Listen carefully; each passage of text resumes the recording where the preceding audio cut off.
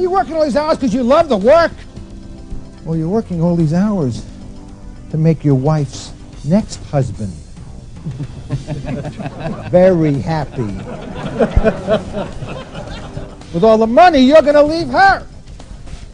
I decided making him, whoever he was going to be, very happy wasn't my purpose on this earth. So I decided things had to be different. And that began my journey. My journey in search of how do you really build a business. James Belasco knows how to build a business. He's done that. He not only founded and led a highly successful global software and service firm, he also grew a specialty chemical business, increasing profitability beyond all expectations. And he is now launching 2 new high-tech companies. The purpose of life is not to work. The purpose of work is to build a life, a real life. James Belasco, the challenge of change. He helps organizations break free of traditional management practices. Customizing each presentation for the specific audience, Dr. Belasco addresses the biggest challenges facing organizations today: creating a future, changing a culture, and redefining leadership for the new high-tech world. For most of my professional life, this is how I saw my role in my organization and my role in terms of dealing with the people I bought from. I was the head buffalo and everyone else was the herd. Now, the reason I saw it that way is because, I may not have put it that way, but the reason I saw it that way is because, you see, buffaloes are loyal to one leader, and I valued loyalty. I valued loyalty from my suppliers. I valued loyalty from my employees. And I sure as heck wanted loyalty from my customers. I valued loyalty. In addition to which, these buffaloes, following the leader, are also, they do whatever they're told. Now, this is a leader's paradise. Loyalty, people do what they're told. It's a wonderful opportunity. Now, there are a few downsides. How many saw a movie called Dances with Wolves?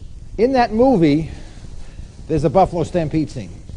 And there are 26,000 buffaloes, and these buffaloes have all been trained to follow one leader. And this one leader, listen carefully, has been trained to follow an Oreo cookie. Now just imagine this, 26,000 buffalo, vroom, vroom, vroom, vroom, all charging, all following an Oreo cookie. Is it the right cookie? Is it going in the right place? Buffaloes don't ask. They just follow. Native American Indians understood that. Find the head buffalo.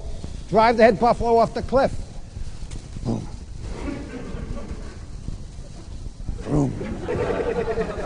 Boom. Boom. Buffalo meat for a year. I tried everything I could, ladies and gentlemen, to make a difference in my business. In fact, for 2 years, I did everything I could. I wore out 2 full management teams who left because they couldn't figure out what this crazy man Belasco really wanted. And then one morning, I was walking on the beach in La Jolla in California, and I found my answer. There in the sky was my answer. A flock of great northern Canadian geese.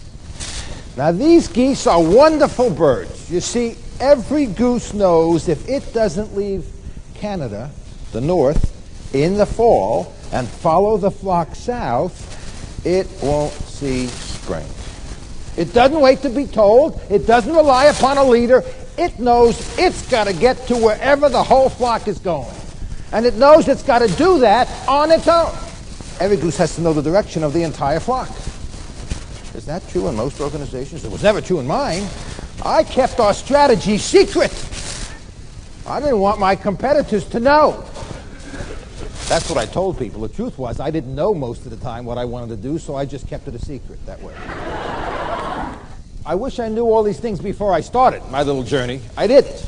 Some 16 years ago, this is the one fact I did know. That the whole flock, because they cooperated together, actually went 171% further than any single goose. And that's what I wanted in my organization. So I did the only thing I knew how to do back then. I got all of my buffaloes together. And I ordered those suckers to fly.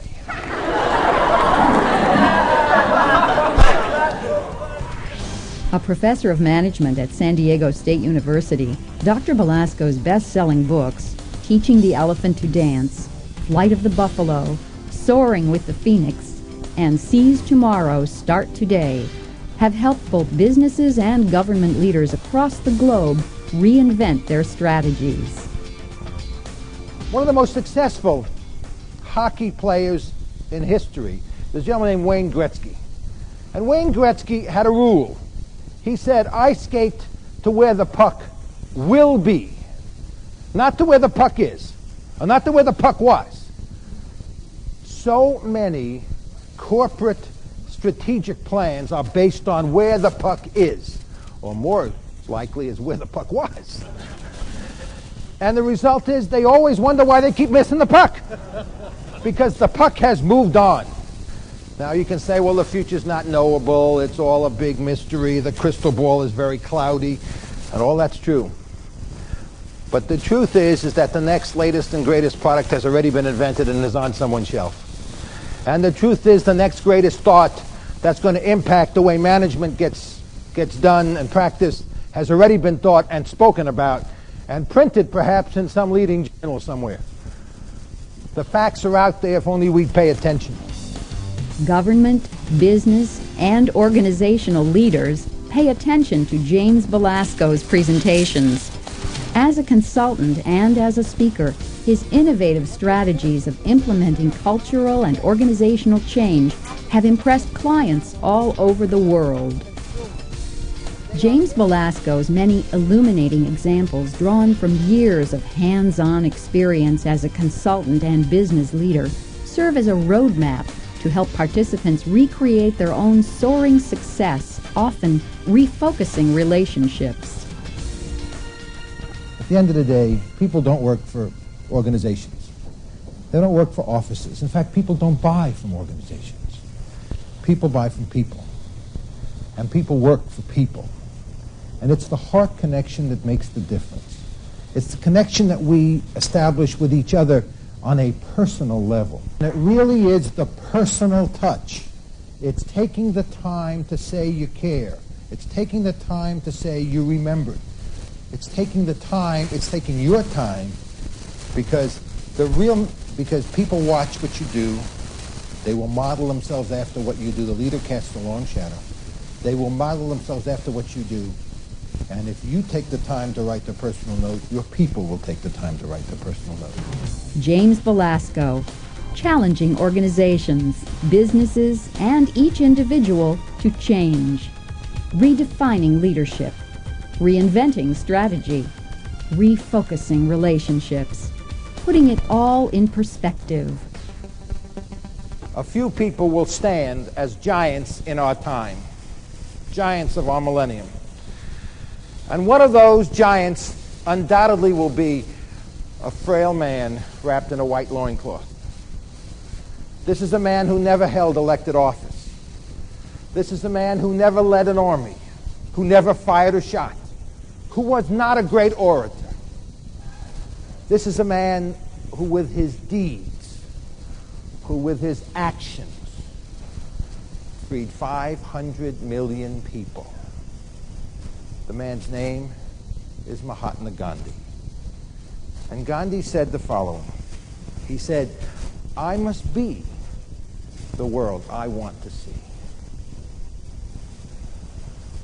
Every night before Jim Belasco goes to sleep, I ask myself, have I been the world I want to see? Have I done the things that will create the world that I want to leave to my children and my grandchildren? Today, have I done the things that will make them proud to bear my name? I ask you to ask yourself the very same question. Today, have you done the things that will create the ECR, that will leave, that will truly provide for the consumers that we serve who pay all of our salaries and pay for all of these nice things, have you done the things that will help to make that happen? That is the challenge I leave you with. Thank you very much. Thank you.